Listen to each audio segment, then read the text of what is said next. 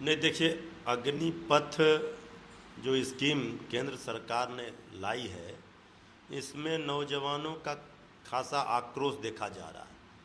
सेना भर्ती प्रक्रिया में जो आमूलचूल परिवर्तन करके ये अग्निपथ स्कीम ला करके जो 4 वर्षों के लिए अग्निवीर नौजवानों को बनाएंगे, अब जिस उम्र में वो 4 वर्ष उन्हें सेना के लिए भर्ती करेंगे, नियुक्ति करेंगे, वो उम्र होता है पढ़ने लिखने का, और आप 4 वर्षों में ही योद्धा तैयार करेंगे युद्ध के लिए, ये कैसे संभव है? इसके लिए तो देश की सरहद की रक्षा करने के लिए नौजवान मर मिटने के लिए तैयार रहते हैं।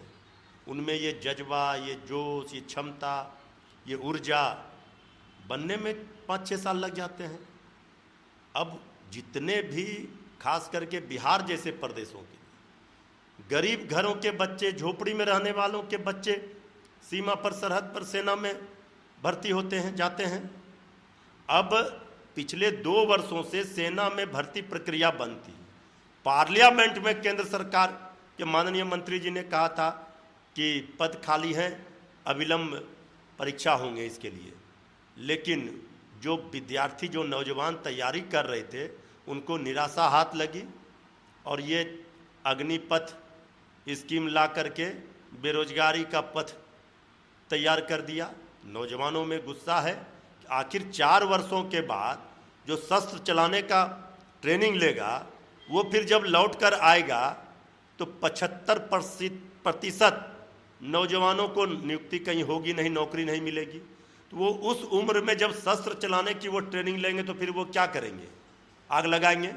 और जो पूंजीपतियों, उद्योगपतियों के मॉल में, संस्थानों में 25% वहाँ पहरेदारी करेंगे, चौकीदारी करेंगे। तो अमीर के बच्चे, पूंजीपतियों, उद्योगपतियों के बच्चे खाएंगे खीर, और देश की सरहद पर सीमाओं की रक्षा करने के लिए बनेंगे गरीब के बच्चे अग्निवीर।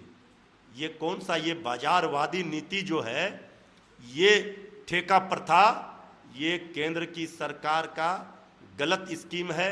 इसका चारों ओर विरोध हो रहा है। नेता तेजस्वी यादव जी ने स्पष्ट कहा है कि हम आंदोलनकारी नौजवान, बेरोजगार जो हमारे संघर्ष कर रहे हैं नौजवान, उनके साथ आरजेडी खड़ी है।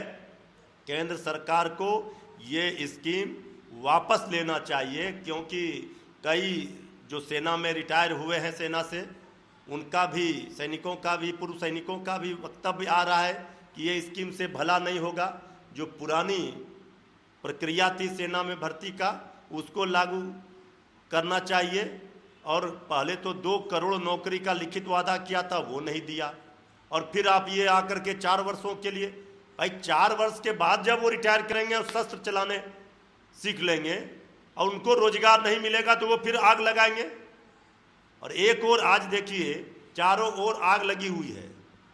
तो ये जो लोग आग लगाने वाले हैं, ये लोग की रक्षा करेंगे जो गरीब और झोपड़ी में रहने वाले बच्चे जो सरहद पर, सीमा पर से 4 वर्ष ट्रेनिंग लेकर आएंगे। ये फिर जाकर के इन्हीं के यहाँ पूंजीपतियों, उद्योगपतियों के संस्थानों की और इनके मॉल की रक्षा करेंगे, डिलीवरी बॉय बनेंगे। इसलिए भारी आक्रोश है, पूरे देश में आक्रोश है। सरकार को इस पर पुनर्विचार करना चाहिए, नहीं तो बड़ा आंदोलन होगा। कांग्रेस सांसद हैं ज्योतिमणि, उन्होंने दावा किया है कि वो प्रदर्शन कर रही थी तो दिल्ली पुलिस ने उनके कपड़े फाड़ दिए।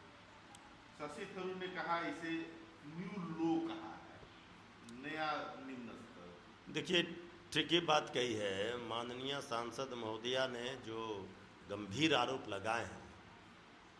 अब ये तो जांच का विषय है। अगर एक माननीय सांसद के साथ ऐसा पुलिस दुर्व्यवहार करेगी तो फिर आम जनता का क्या होगा? पुलिसिया राज कायम नहीं होने देना चाहिए। और ये जो नया तरीका पुलिस का, ठीक ही शशि थरूर जी ने भी कसा है तंज। ये मामले की गंभीरता को देखते हुए अविलंब इसकी जांच हो और दोषी अधिकारियों पर कार्रवाई हो। राहुल गांधी के बाद मोतीलाल वोरा के बेटे ने कहा है कि ईडी की पूछताछ की स्थिति में दिवंगत नेता का नाम निराधार डाले।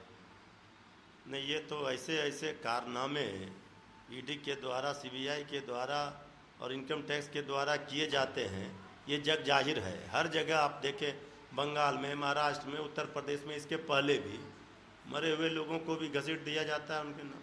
तो मोतीलाल वोरा जी अब इस दुनिया में नहीं है, कांग्रेस के उनके पुत्र ने सही आशंका जाहिर की है। और जो कर रही है ईडी, सीबीआई, इनकम टैक्स,